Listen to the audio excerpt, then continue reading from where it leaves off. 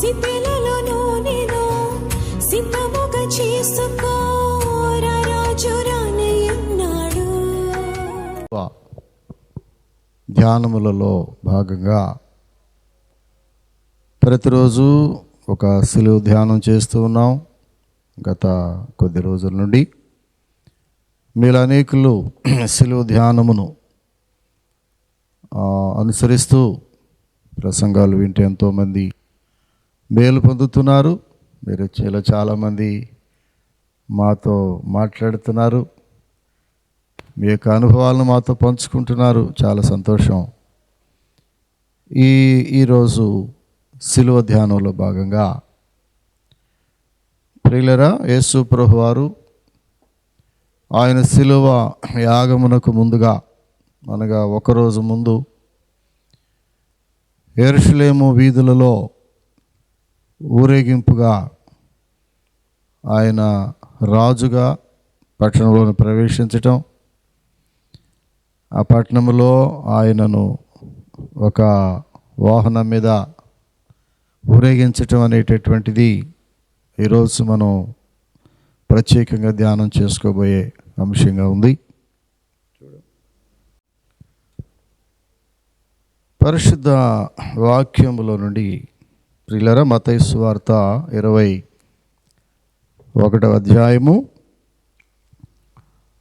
మొదటి నుండి కొన్ని వచనాలను మనం జ్ఞాపకం చేసుకుందాం.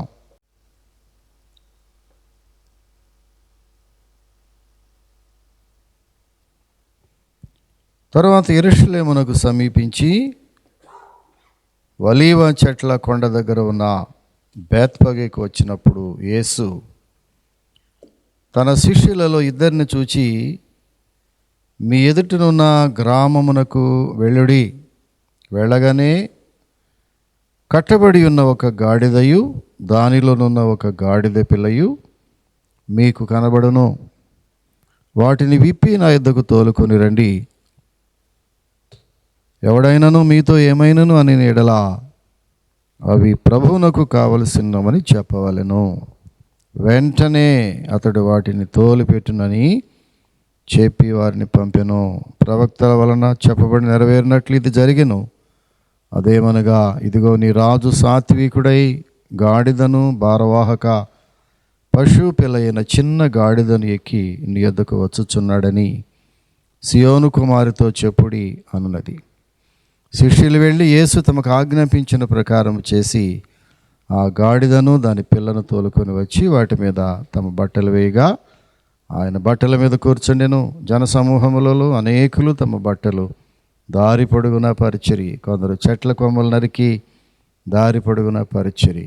జనసమూహములలో ఆయనకు ముందు వెళ్ళుచుండిన వారును వెనుక వచ్చుచుండిన వారును, దావీదు కుమారునికి జయము, ప్రభు పేరట వచ్చు వాడు స్తుతింపబడును గాక, సర్వోన్నతమైన స్థలములలో జయము అని కేకలు వేయుచుండిరి. ఈ సందర్భాన్ని మనం చూసినట్లయితే ప్రియులరా, ఇక్కడ యేసు ప్రభువారు ఒకరోజు ముందుగానే సిలువ మరణమునకు, సిలువ యాగమునకు ముందుగా ఒకరోజు ముందుగా యెరూషలేము పట్టణములో జయోత్సవముతో, విజయోత్సవము, ట్రయంఫ్లెస్ అంటాడు, వయా ట్రయంఫ్లెస్ అన్నాడు ప్రియులరా. విజయోత్సవము ఎలాంటి ఉత్సవం అంటే ఇది ప్రియులరా, చూడండి, ఇది విజయోత్సవము. ఇక్కడ విజయోత్సవంలో భాగంగా ఎలా వచ్చాడో తెలిసిన, ఆయన సిలువకు ఒకరోజు ముందుగా విజయోత్సవ ప్రవేశం అంటాడు దీన్ని. ట్రయంఫ్ అన్నాడు, వయా ట్రయంఫ్లెస్. విజయోత్సవము ద్వారా యెరూషలేము పట్టణంలోనికి యేసు ప్రభువారు ప్రవేశించినప్పుడు ప్రియులరా, ఒక గొప్ప ఉత్సవం జరిగింది, గొప్ప ఊరేగింపు జరిగింది. ఒక రాజుని ఊరేగించటం అంటే సామాన్య విషయం కాదు. ఈ రోజుల్లో ఊరేగింపులు చూస్తున్నాం, విజయోత్సవ సభలు చూస్తున్నాం, విజయోత్సవాలు ఎంత ఆర్భాటంగా, రంగురంగులుగా, వాహనాల సముదాయములు, వాహనాల శ్రేణులు, మరి పేలుడు పదార్థాలు, మందుగుండు సామాన్లు, ఎంత ఆర్భాటము, డాన్సులు, డీజే బాక్సులు, ఈ రోజుల్లో విజయోత్సవ సభలు, లేకపోతే ఊరేగింపులు చూస్తూ ఉంటే ఎంత ఎంత గంభీరమైనటువంటి పరిస్థితుల్లో అంగరంగ వైభవంగా జరుగుతూ ఉంటాయి. ఇక్కడ కూడా ఒక విజయోత్సవ ర్యాలీ జరుగుతూ ఉంది యెరూషలేము పట్టణంలో, యెరూషలేము వీధుల్లో. ఇది అలాంటి ర్యాలీ కాదు, ఈ లోక సంబంధమైన విజయోత్సవ ర్యాలీ లాంటిది, ఆ ఊరేగింపు లాంటిది కాదు ప్రియులారా. ఈయన ఎలా వస్తున్నాడు? ఈయన రాజు, యూదులకు రాజుగా ఉన్నాడు. ఆయన రాజు మాత్రమే కాదు, రాజులకు రాజు, కింగ్ ఆఫ్ కింగ్స్, ప్రభువులకు ప్రభు, ఆయన లార్డ్ ఆఫ్ లార్డ్స్. ఈ ప్రభువుని ఇక్కడ ఊరేగిస్తూ ఉన్నారు ప్రియులరా. ఎలా ఊరేగిస్తున్నారంటే చాలా తగ్గించుకుని ఎట్లా వస్తున్నాడు చూడండి. ఇదిగో నీ రాజు సాత్వికుడై గాడిదను, భారవాహక పశువు పిల్లైన చిన్న గాడిదను ఎక్కి నీ యొద్దకు వచ్చుచున్నాడని సియోను కుమారితో చెప్పుడి. ఈ రాజు ఊరేగుతున్నాడు. ఎలాగా? ఆయన సాత్వికుడు, తగ్గించుకుని, గుర్రం మీద రాలేదు. ఆ రోజుల్లో ప్రియులరా, ఆ మంచి గుడ్ ఓల్డెన్ డేస్లో, రాచరికం ఉన్న రోజుల్లో రాజులు ప్రయాణం చేసేటటువంటి, యుద్ధాలు చేసేటప్పుడు, ఆయన యుద్ధానికి వెళ్ళేటప్పుడేమో గుర్రం మీద వెళ్ళేవాడు. ఆయన శాంతి సందేశాన్ని ప్రజలకు ఇవ్వటానికేమో గాడిద మీద వెళ్ళేవాడని చరిత్ర చెబుతూ ఉంది ప్రియులారా. ఈయన యుద్ధం చేయడానికి, రాజ్యాన్ని కైవసం చేసుకోవడానికి, రాజ్యాధికారాన్ని చేతిలో పెట్టుకోవడానికి, రాజ్యాన్ని పరిపాలన చేయడానికి ఆయన గుర్రం మీద రాలేదు. ఆయన ఉద్దేశం ప్రియులారా, ఆ యొక్క రాజ్య పరిపాలనలో యుద్ధాన్ని సృష్టించడానికో, యుద్ధంలో గెలవటానికో రాలేదు ఆయన. ఆయన దేని మీద వచ్చాడు తెలిసిన? సాత్వికుడై గాడిదను ఎక్కి నీ యొద్దకు వచ్చుచున్నాడు. గాడిదను ఎక్కి నీ యొద్దకు వచ్చుచున్నాడు. ప్రియులారా, దేవుని రాజ్యము గందరగోళంగానో, శక్తి చేతనో, గొప్ప గొప్ప వాటి చేతనో కట్టబడేది కాదు. దేవుని రాజ్యము శక్తి చేత, బలము చేత కాదు, సాత్వికము చేత దేవుని రాజ్యము కట్టబడింది. ఒక రాజ్యము కట్టబడడానికి బలవంతుల వల్ల ఏది కాదు. ఒక రాజ్యము కట్టబడడానికి ఆర్థిక వ్యవస్థలో ఏదో డబ్బు ఉంది కాబట్టి రాజ్యం కట్టడం కుదిరేది కాదు ప్రియులారా. సాత్వికముతో, నేర్పుతో, ప్రేమతో, సహనముతో కట్టగలిగేదే రాజ్యము. ఇలాంటి రాజ్యమును కట్టడానికి రాజులకు రాజైన ఈ క్రీస్తు ప్రభు యెరూషలేము వీధుల్లో ఆ రోజున బ్రహ్మాండమంటి ర్యాలీలో వస్తున్నాడు. గాడిదను ఎక్కి నీ యొద్దకు వచ్చుచున్నాడు అని సియోను కుమారితో చెప్పండి, ప్రకటించండి. ఇదిగో నీ రాజు వస్తున్నాడు, ఎంటర్ అవుతున్నాడు నీ సిటీలోనికి రాజు. ఈ రోజున ప్రియులరా, రాజ్యమును జయించడానికి ఆయన రాలేదు, రాజ్యమును గెలవటానికి రాలేదు. ఆయన మోటో అది కాదు, ఆయన ఉద్దేశం అది కాదు. యేసు ప్రభు వారి ఉద్దేశం ఏంటి తెలిసిన? రాజ్యము గెలవటానికంటే ప్రాముఖ్యముగా ప్రజల హృదయాలను గెలవటానికి వచ్చాడు. Praise the Lord. మనుషుల హృదయాలను గెలవటానికి ఆయన గాడిద మీద ఊరేగుతూ వస్తున్నాడు ప్రియులరా. గాడిద మీద ఊరేగుతూ వస్తున్నాడు. అలాగే రెండవ చూసినట్లయితే ఈ మట్టలాదివారం అంటాం. మట్టలాదివారం అనేటటువంటి ఒక పేరు మనం పెట్టుకున్నాం. ఎందుచేతనంటే ఆ ప్రత్యేకమైన రోజున యేసు ప్రభు వారు రాజుగా, ఇదిగో నీ రాజు సాత్వికుడై, రాజుకి మొట్టమొదటి కావలసినటువంటి గొప్ప లక్షణం ఏంటంటే సాత్వికము కావాలి. బైబిల్ చాలా తేటగా చెప్తుంది ప్రియులారా. ఒక నాయకునకు సాత్వికము కావాలి, ఒక నాయకునకు ప్రేమ కావాలి, ఒక నాయకునకు సహనము కావాలి. ఆ 3 ఉన్నప్పుడు రాజ్యమును కట్టగలడు. యేసు ప్రభులో మనకి 3 చూస్తున్నాం. ఆయన సాత్వికుడు, ఎంత తగ్గించుకుని ప్రియులారా గుర్రము కాకుండా గాడిదను వాహనముగా చేసుకుని శాంతి కాముకుడుగా నా శాంతిని మీకు ఇస్తున్నాను నేను అన్నాడు. నా శాంతిని మీకు ఇచ్చి వెళుతున్నాను. శాంతిని నెలకొల్పడానికి, ప్రపంచంలో శాంతిని స్థాపించడానికి శాంతి కాముకుడుగా, ఒక సాత్వికుడుగా ఈ రోజున శిలువ మరణమునకు ఒకరోజు ముందుగా యెరూషలేము పట్టణములో ఆ యొక్క స్ట్రీట్స్లో, ఆ వీధులలో రాజుని ఊరేగిస్తున్నారు ప్రియులరా. దేని మీద అంటే గాడిద మీద ఊరేగిస్తున్నాడు. ప్రవచనం యొక్క నెరవేర్పు ఇది జరగాలని. ప్రవచనం యొక్క నెరవేర్పు 4వ వచనంలో అంటాడు, 21:4 మత్తయి సువార్తలో, ప్రవక్త వలన చెప్పబడినది నెరవేరినట్లు ఇది జరిగెను. ప్రవక్త ఎప్పుడో ముందుగానే ప్రవచించాడు ప్రియులరా. జకరియా గ్రంథము 9వ అధ్యాయము చూసినట్లయితే ప్రియులరా, 9వ వచనము, సియోను నివాసులారా బహుగా సంతోషించుడి, యెరూషలేము నివాసులారా ఉల్లాసముగా ఉండుడి. నీ రాజు నీతిపరుడును రక్షణ గలవాడును దీనుడునై గాడిదను గాడిద పిల్లనికి నీ యొద్దకు వచ్చుచున్నాడు. ఇదిగో ఆయన వచ్చుచున్నాడు. ఇదిగో నీ ప్రభువు, నీ రాజు వచ్చుచున్నాడు. ఎంటర్ అవుతున్నాడు పట్టణంలోనికి, నీ ప్రాంతానికి వచ్చుచున్నాడు, నీ పట్టణంలోనికి వచ్చుచున్నాడు, నీ గృహములోనికి వచ్చుచున్నాడు, నీ హృదయములోనికి వచ్చుచున్నాడు. Praise the Lord. నీ హృదయాన్ని గెలవాలని, దేశమునో రాజ్యమునో గెలిచి రాజ్యమును స్థాపించటానికో సింహాసనమును స్థాపించడానికో భూమి మీద రాలేదు ఆయన. ఆయన రాజ్యం వచ్చుచున్నది. నీ రాజ్యం వచ్చునుగాక, నీ రాజ్యం వచ్చునుగాక. ప్రియులారా, ఇక్కడ ఈ యొక్క జకరియా ప్రవక్త ద్వారా దేవుడు పలికినటువంటి ఆ యొక్క మాటలు నెరవేరడానికి క్రీస్తు ప్రభువారు ఆయన రాజుగా ఏమన్నాడు ఇక్కడ, సియోను నివాసులారా బహుగా సంతోషించుడి, నీ రాజు వస్తున్నాడు. యెరూషలేము నివాసులారా ఉల్లాసముగుండుడి, నీ రాజు నీతిపరుడు, రక్షణ గలవాడు, దీనుడు, గాడిద పిల్లనెక్కి వస్తున్నాడు నీ దగ్గరకు. ఎలాగా ఆయన ప్రయాణం ఎలా ఉంది ప్రియులరా? గాడిదను ఎక్కి ప్రతి మాట నెరవేర్చడానికి వచ్చినటువంటి క్రీస్తు ప్రభు.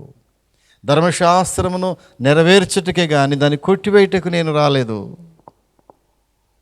ఆయన మాట ఇచ్చి నెరవేర్చు దేవుడు. తండ్రి ఇచ్చిన మాటకు కట్టుబడి పరలోక రాజ్యములో తన తండ్రితో పరలోక రాజ్యమును విడిచిపెట్టకూడని భాగ్యమని ఎంచుకొనలేదు. కానీ తన తండ్రి మాట చొప్పున, తండ్రి నీ మాట చొప్పున జరుగును గాక, నువ్వేదైతే ప్రవచించావో, నువ్వేదైతే చెప్పావో, ముందుగానే ప్రకటించావో దానిని నెరవేర్చడానికి నువ్వు కుమారుడిగా వచ్చాను నేను. నీ మాట నెరవేర్చటానికి ఎప్పుడో కొన్ని వందల సంవత్సరాల క్రితమే జకరియా ప్రవక్త ద్వారా మాట్లాడిన మాట, ఇదిగో నీ రాజు సాత్వికుడుగా, దీనుడుగా, నీతిపరుడుగా గాడిద మీద ఎక్కి నీ దగ్గరకు వచ్చుచున్నాడు. నీవు సంతోషించాయా, ఉల్లసించు, ఆనందించండి. అందుకే మట్ల ఆదివారం రోజున ప్రియులరా ప్రజలందరూ ఎంత ఆనందిస్తారంటే రాజును ఊరేగిస్తున్నారు. ఆ రాజు ఎవరంటే ఆయన దీనుడు, సాత్వికుడు. మామూలు రాజులాగా కాదు, ఏదో కిరీటం పెట్టుకుని, ఏదో పెద్ద పెద్ద మొయ్యలేనటువంటి హంగామా డ్రెస్సులు వేసుకుని, పెద్ద పెద్ద సౌండ్స్ను సృష్టించి అలాంటి ఊరేగింపు కాదు ఇది. ఇది ప్రత్యేకమైనటువంటి ఒక ఏమంటామంటే ట్రయంఫ్ అంటాం దీన్ని మనం. విజయోత్సవ సభ. తండ్రి పంపగా తండ్రి మాటను, తండ్రి యొక్క ఆజ్ఞను పాటించి సమస్తమును నెరవేర్చి ఆయన అంటాడు శిలువ మీద, అంతటా సమాప్తమాయను. ఏంటి సమాప్తమైంది? తండ్రి తనకిచ్చిన అప్పగించినటువంటి బాధ్యతను నెరవేర్చి సమాప్తం చేసి వెళుతున్నాడు. విజయోత్సవ సభలో పాల్గొంటున్నాడు. ఇప్పుడు ఎలాంటి సభ ప్రియులరా? అక్కడ మనుషులు ఎలా ఉన్నారో తెలిసిన? దేవుణ్ణి స్తుతిస్తున్నారు. They are praising God. ప్రభువును స్తుతిస్తున్నారు. ఏమని స్తుతిస్తున్నారు చూసినా?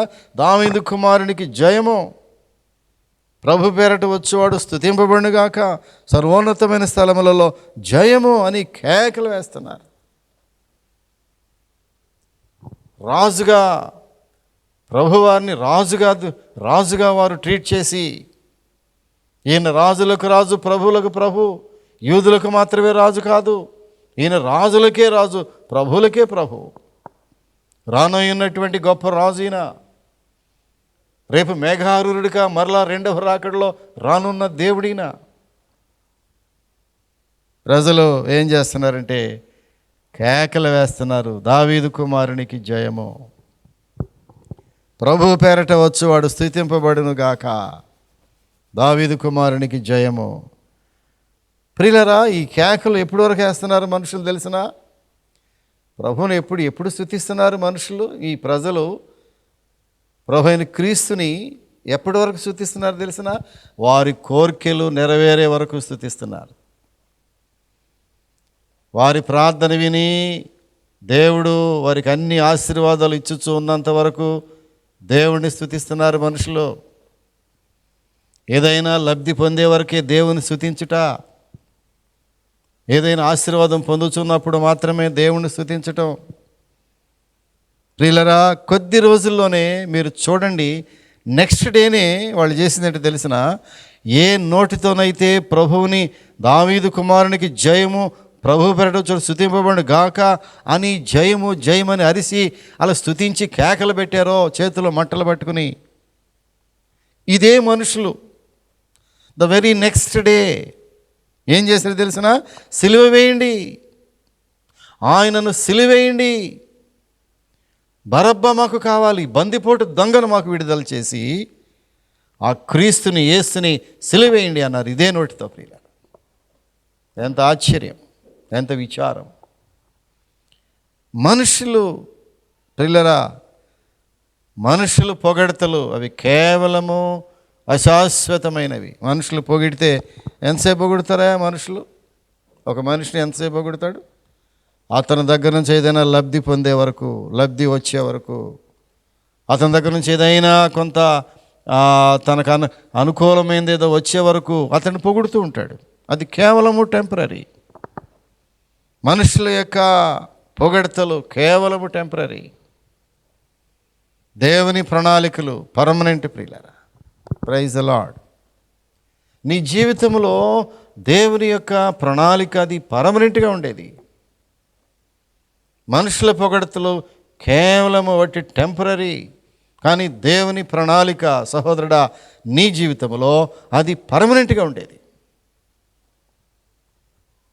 ఒక మనుషుల యొక్క జీవితంలో దేవుడు ఒక ప్రణాళిక వేసినప్పుడు అది తూచా తప్పకుండా ప్రణాళికను ఫుల్ఫిల్ చేసే గొప్ప దేవుడు మన దేవుడు. నీ జీవితంలో ఒక ప్రణాళిక ఉన్నదా? నీకు దేవుణ్ణి అడుగుతున్నావా? ప్రభువా, నా జీవితంలో నీ ప్రణాళిక ఏమై ఉన్నది? నా యవ్వన జీవితం కొరకై నీ ప్లాన్ ఏమై ఉన్నది? నా భవిష్యత్తు విషయంలో నీ ప్లాన్ ఏమై ఉన్నది? నా దినముల అంతము నాకు బోధించు ప్రభువా. దావీదు భక్తుడు ప్రార్థన చేశాడు. నా దినముల అంతము ఎట్లుండినది నాకు తెలియచేయి ప్రభువా. నా జీవితం ఎలాగ నడుస్తుందో, నా నడత ఎలా ఉంటున్నదో, నా భవిష్యత్తు పరిస్థితి ఏంటో ఒక్కసారి నాకు తెలియజేయి ప్రభువా.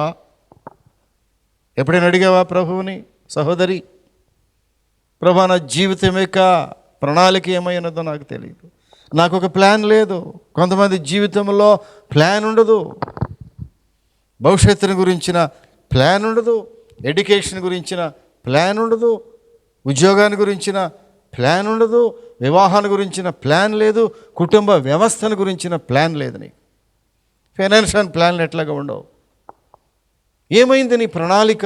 దేవుని ప్రణాళిక నీ జీవితంలో సహోదరి సహోదరుడా అది పర్మనెంట్. మనుషుల పొగడతలు, మనుషుల యొక్క స్థుతులు ఇవి కేవలము టెంపరీ. ప్రభువుని అప్పుడే స్తుతించారు, అప్పుడే ఆయన సిలువేయండి అన్నారు. ఎంత విచారం ప్రియులరా.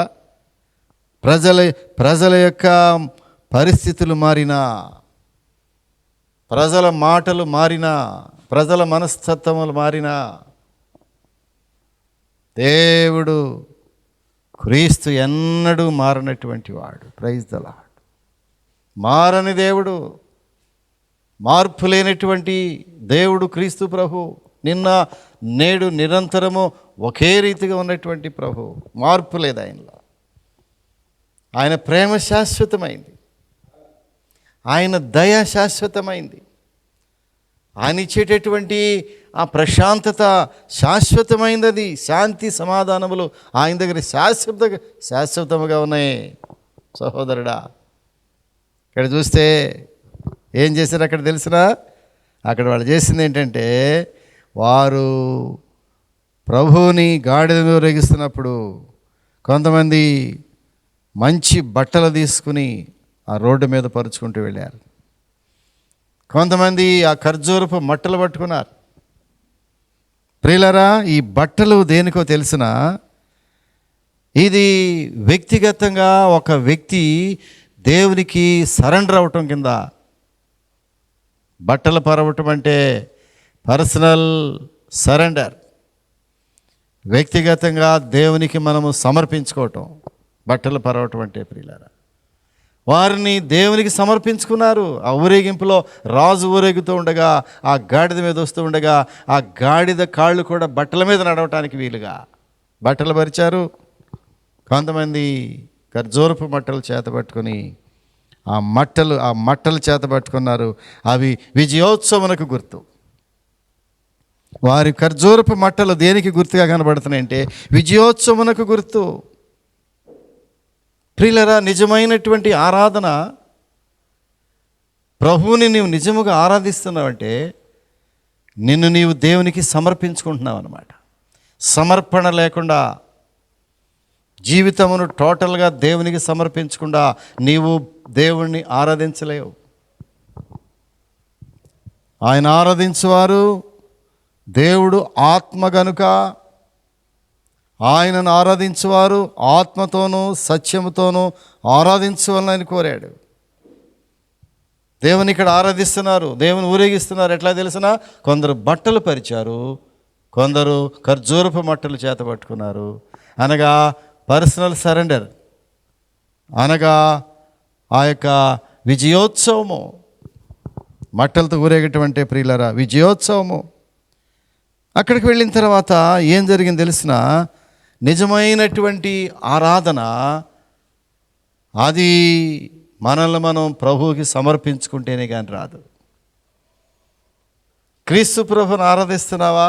అలాగైతే నీ ఆరాధన ఎలా ఉండాలంటే దేవునికి నీవు సంపూర్ణముగా సమర్పించుకోవాలి. ప్రభువా నీ చిత్తమే సిద్ధించునుగాక అన్నాడు ప్రభువారు తండ్రికి.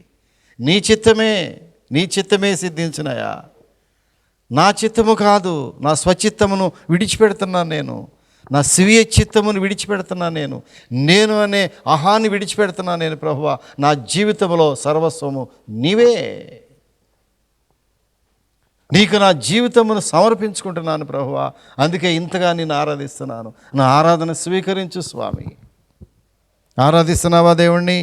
ఆ కిందకు వస్తే ప్రియులరా, అక్కడ ఏం జరిగింది తెలిసిన, యేసు దేవాలయంలో ప్రవేశించి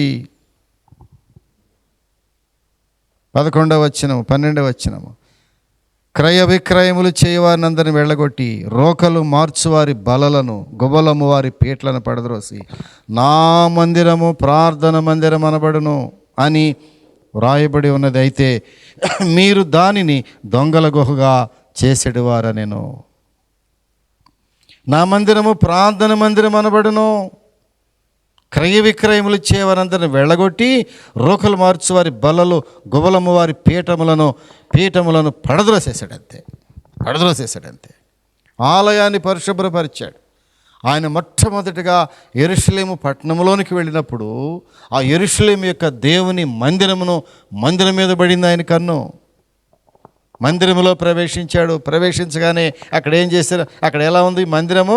క్రయ విక్రయములు చేసేవారు. మార్కెట్ ప్లేస్గా ఉంది మందిరము. దేవుని మందిరములో మార్కెట్ ప్లేసులుగా తయారవుతున్నాయేమో నాకు తెలియదు ప్రియుల.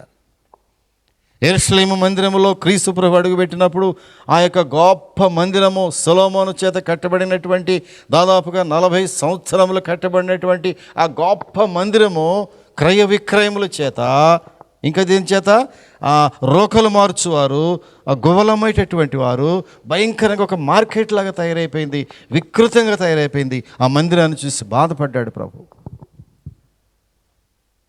దేవుని మందిరములు వ్యాపారమునకు ఆలయములుగా మారిపోవటం, దేవుని మందిరములు లోక సంబంధమైన ఆచారములతో నిండిపోవటం, దేవుని మందిరములు అల్లరితో కూడిన ఆటపాటలతో నిండిపోవటం, దేవుని మందిరములో పరిశుద్ధత లేకపోవటం, దేవుని మందిరములో వాక్యమునకు తావు లేకపోవటం, దేవుని మందిరములో ఆ క్యారెక్టర్స్కి తావు లేకపోవటం. ఎంత విచారం ప్రియులరా. ఆలయాన్ని శుభ్రపరిచాడు. 12వ వచనం చూసినట్లయితే, పీఠములను పడద్రోసి నా మందిరము ప్రార్థన మందిరము. దేవుని మందిరంలో ప్రార్థన ఉండాలి, దేవుని మందిరంలో వాక్యం ఉండాలి, దేవుని మందిరంలో పరిశుద్ధత ఉండాలి. ప్రభువా, పరిశుద్ధతయే ఎన్నటన్నిటికీ నీ మందిరమునకు తగింది అన్నాడు. పరిశుద్ధత ఎన్నటన్నిటికీ దేవుని మందిరంలో కనబడాలి. దేవుని మందిరంలో పరిశుద్ధత లేకపోతే ఇతరులు చూసినప్పుడు నీ మందిరాన్ని ఎవరు రాగలరు? మందిరంలోనికి, మందిరంలోకి అడుగుపెట్టినటువంటి ఒక వ్యక్తి పరిశుద్ధతను అనుభవించాలి. దేవుని మందిరంలో, దేవుని మందిరము అల్లరితో కూడిన ఆటపాటలకు తావు లేదు. మందిరంలో గంతులేసి డ్యాన్సులు వేయటానికి తావు లేదు. మందిరంలో ఈ మధ్య మందిరంలో డ్యాన్సులు ఎక్కువైపోయినాయి. ప్రియులరా, దేవుని మందిరము ఎలాగుందంట? నా మందిరము ప్రార్థన మందిరం అనబడును. జాగ్రత్త, మందిరం ఎలాగ వాడుతున్నావో. దేవుని మందిరంకి వచ్చేవారులారా, మీ ప్రవర్తనను జాగ్రత్తగా చూచుకొనుడి అన్నాడు. దేవుని మందిరమును ప్రియులరా ఎలాగ ఆలయమును పరిశుభ్రపరిచేశాడు. రాజు ఎప్పుడైతే రాజుగా ఎంటర్ అయ్యాడు, ఒక జడ్జిగా యాక్ట్ చేశాడు. Please note this point. ప్రభువారు యెరూషలేము టౌన్లోనికి రాజుగా ప్రవేశించి, యెరూషలేము దేవాలయంలోనికి ఒక న్యాయాధిపతిగా, జడ్జిగా, న్యాయమూర్తిగా అక్కడికి వెళ్ళిన తర్వాత సమూలముగా మార్పు చేసేసాడు. అయ్యో, ఈ మందిరం ప్రార్థన మందిరము దొంగల గుహగా మారిపోయింది. అది డెన్ ఆఫ్ థీవ్స్, దొంగల గుహగా మారిపోయింది. దేవుని ఆలయములు దొంగల గుహగా మారిపోతున్నాయి. దేవుని ఆలయములు లోకస్తులతో నిండిపోతూ ఉంది. దేవుని ఆలయములు అల్లరితో కూడా ఆటపాటతో నిండిపోతూ ఉంది. దేవుని ఆలయములు ఈ లోక మర్యాదలతో నిండిపోతుందేమో, జాగ్రత్తగా చూసుకుందాం. దేవుని ఆలయం ప్రియులరా ఉద్రేకంగా స్తుతించడం కాదు, మనం దేవునికి సమర్పించుకుని, ప్రియులరా ఆయన ఆశ అంటే తెలిసిన మనము దేవుని మంచి ఆలయములుగా ఉండాలని. ఆలయం అనగా ఇక్కడ హృదయము. ఈ హృదయాల్ని, ఆలయం అనే హృదయాన్ని ముందు బాగు చేశాడు దేవుడు. ఆయన రాజుగా యెరూషలేములో ఎంటర్ అయినప్పుడు వెంటనే ఆయన రాజుగా ఎంటర్ అయ్యాడు, కానీ ఒక జడ్జిగా దేవుని ఆలయమును బాగు చేసి అక్కడ అన్నిటినీ చక్కబరిచేసి, కొరడాలతో వారిని అవసరమైతే కొట్టడానికి ప్రయత్నం చేసి, ఎంత కోపం వచ్చిందో పాపం, ఎంత బాధపడ్డాడో ప్రియులారా. నా మందిరము ప్రార్థన మందిరం అనబడను, అయితే మీరు దాన్ని దొంగల గుహగా చేశారయా. ఆయన ఫస్ట్గా యెరూషలేము టౌన్లోకి రాజుగా ఎంటర్ అయినప్పుడు ఆ యొక్క గాడిద మీద ఎక్కి వెళుతున్నప్పుడు ఆయన దృష్టి దేవుని మందిరం మీద పడింది. దేవుని మందిరం మీదకి ఎప్పుడైతే లోపలికి వెళ్ళాడో అక్కడంతా గజిబిజి అయిపోయి ఒక దొంగల గుహగా, మార్కెట్ ప్లేస్గా మారిపోయింది దేవుని మందిరము ప్రియులారా. మట్టలతో కాదు దేవుని స్తుతించాల్సింది, హృదయంతో ప్రభువును స్తుతించాలి. హోసన్నా జయమని అరవటం కాదు, మనల్ని మనం దేవునికి సమర్పించుకోవాలి. రాజు వస్తున్నాడు, నీలో పరిపాలన చేస్తున్నాడు. ఈ రాజు నీ హృదయముని పరిపాలించాలి, ఈ రాజు నీ మందిరముని పరిపాలించాలి, ఈ రాజు నీ కుటుంబాన్ని పరిపాలించాలి, ఈ రాజు నీ వ్యక్తిగత జీవితముని పరిపాలించాలి. ఇదిగో నీ రాజు వచ్చుచున్నాడు. నీ రాజు సాత్వికుడై గాడిదను, భారవాహక పశువులైన చిన్న గాడిదను ఎక్కి నీ ఎద్దకు వచ్చుచున్నాడు. నువ్వు ఎలాగ ఆరాధిస్తావు దేవుడి? నీ హృదయం అనేటటువంటి దేవాలయం ఎలా ఉన్నది? మార్కెట్ ప్లేస్గా అయిపోయిందా? లోకమంతా చెత్త అంతా హృదయంలో నిండి ఉన్నదా? ఆ చెత్తను కడిగి వేసుకుని ప్రభువారు అన్నాడు, ఇది మార్కెట్ ప్లేస్గా ఉంది, దీన్ని మీరు దొంగల గుహగా చేసేస్తారు. ముందు ఈ మందిరాన్ని కడగండి, ముందు ఈ హృదయాన్ని కడగండి, హృదయంలో ఉన్నటువంటి మలినమును తీసివేయండి, హృదయాన్ని పరిశుద్ధంగా పెట్టుకోండి. మొట్టమొదటగా యెరూషలేములోకి వచ్చిన ప్రభు దేవాలయమును పరిశుద్ధపరిచాడు, ఆలయమును శుభ్రపరిచాడు. ప్రియులరా, ఆయన విజయోత్సవంతో, దాన్ని అందుకే మట్ల ఆదివారం అన్నారు, విజయోత్సవంతో ప్రవేశించాడు. ఈ లోక సంబంధమైన విజయోత్సవ ర్యాలీలు కాదు, కానీ ఆయన విజయోత్సవం ఎలా ఉందంటే సాత్వికుడిగా, దీనుడిగా, గుర్రం మీద రాలేదు, కానీ ఆయన గాడిద పిల్లని తీసుకుని యెరూషలేము వీధుల్లో వెళుతున్నాడు. ప్రియులరా, మనుషులందరూ కూడా బట్టలు పరిచారు, అనగా ప్రియులరా వ్యక్తిగత జీవితాలు సరెండర్ చేశారు. కొంతమంది ఖర్జూరపు మట్టలు పట్టుకున్నారు, అనగా విజయోత్సవంతో ర్యాలీ చేశారు. హోసన్నా జయమన్నారు. ప్రియులరా, వాళ్ళు సరెండర్ అయిపోయారు. చివరికి యేసు ప్రభువారు యెరూషలేము ఆలయంలోకి వచ్చి ఆలయమును పరిశుభ్రపరచడం ప్రారంభించాడు. ముందుగా హృదయమును పరిశుద్ధపరచుకున్నప్పుడు దేవుణ్ణి మనము హృదయం అంతటితో ఆరాధించడానికి సంసిద్ధులం అవుతాం. ప్రియులారా, పరిశుద్ధపరచబడుతున్నావా?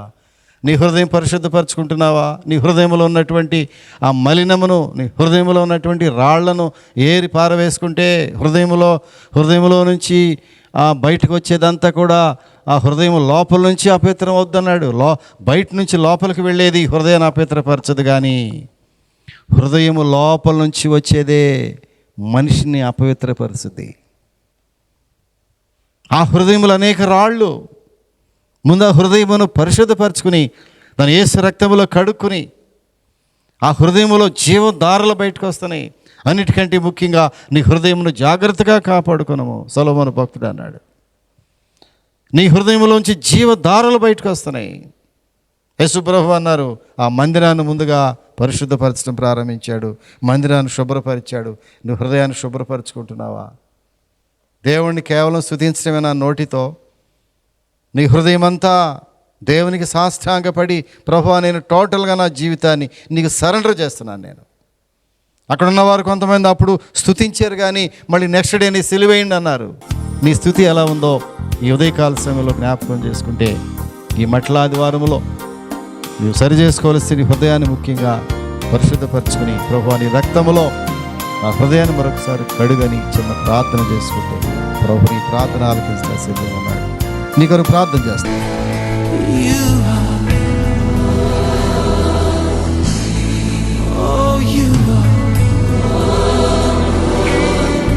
పరిశుద్ధుడా, ప్రేమ కలిగిన మా పరలోకపు తండ్రి, మీరు ఇచ్చిన కొద్ది మాటలను బట్టి వందనాలు. మట్ల ఆదివారము యెరూషలేము వీధుల్లో ప్రభువా బారవాక పిల్లను గాడిదనెక్కి ప్రభు సాత్వికుడిగా, నువ్వు రాజువే కానీ సాత్వికుడిగా పట్టణంలో ప్రవేశించి ఒక జడ్జిగా ఆ యొక్క దేవుని ఆలయమును శుభ్రపరిచి బాగు చేసి పరిశుద్ధపరచబడిచి ప్రభువా నీవు అక్కడ ఉన్నటువంటి పరిస్థితులు అన్నీ చక్కబెట్టావు, మందిరాన్ని చక్కబెట్టావు.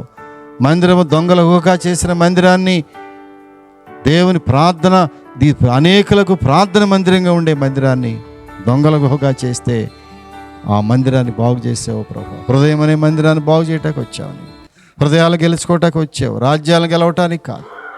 హృదయాలను గెలవటానికి ఊరేగించావు ప్రభు నీ జీవితాన్ని. ఇదిగో బిడ్డలు ప్రార్థన చేస్తున్నారు మీ సన్నిధిలో. వారి ప్రార్థనకు జవాబు దయచేసి మొట్టమొదటిగా వారి హృదయాలను మరొకసారి కడిగి యోగ్యమైన హృదయాలుగా నీవు లోపలికి వచ్చేటట్టు హృదయాలుగా ప్రభు మా హృదయాలు కడిగి శుద్ధీకరించమని ఈ కొద్ది మాటలు బిడ్డల హృదయాల్లో భద్రపరచమని యేసు నామమున అడుగుచున్నాము తండ్రి. ఆమేన్, ఆమేన్, ఆమేన్. ప్రియులారా, మంచి వర్తమానాలు మీరు వింటున్నారు. మెర్సీ ప్రార్థన మందిరం నుండి వెలువడేటటువంటి ఈ విలువైన వర్తమానాలను మీరు విని ఆత్మీయంగా మేలు పొందుతున్నారని విశ్వసిస్తున్నాను. అనేకులు ఈ వర్తమానాలు విని ఫోన్ ద్వారా మాకు తెలియపరుస్తున్నారు. వారి ప్రార్థన అవసరతలు మాకు తెలియపరుస్తున్నారు. వారు ఆత్మీయంగా మేలు పొందుతున్న విధానాన్ని కూడా వారు ఫోన్ కాల్స్ ద్వారా నాతో నేరుగా మాట్లాడుతున్నారు. ప్రియులారా, మీలో ఎవరైనా మమ్మలను సంప్రదించాలని ఆశపడినట్లయితే మా అడ్రస్ ఒకసారి చెప్పడానికి ప్రయత్నం చేస్తున్నాను. మెర్సీ ప్రార్థన మందిరము, డోర్ నంబర్ 3-62/2, డ్రైవర్స్ నగర్, కొత్త బైపాస్ రోడ్, గుడివాడ. మా అడ్రస్ మరొకసారి, pastor reverend doctor KJ Victor Paul, mercy ప్రార్థన మందిరము, డోర్ నంబర్ 3-62/2, డ్రైవర్స్ నగర్, కొత్త బైపాస్ రోడ్, గుడివాడ. మమ్మలను సంప్రదించవలసిన ఫోన్ నంబర్లు 9398632944,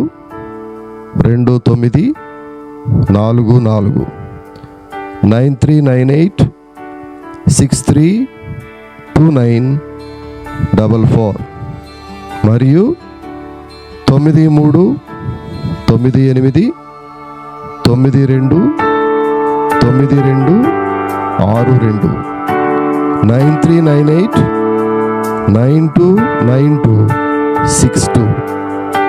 దయచేసి మీ ప్రార్థన అవసరతలు మాకు తెలియచేయండి. మేము మీ కొరకు ప్రార్థన చేస్తాం.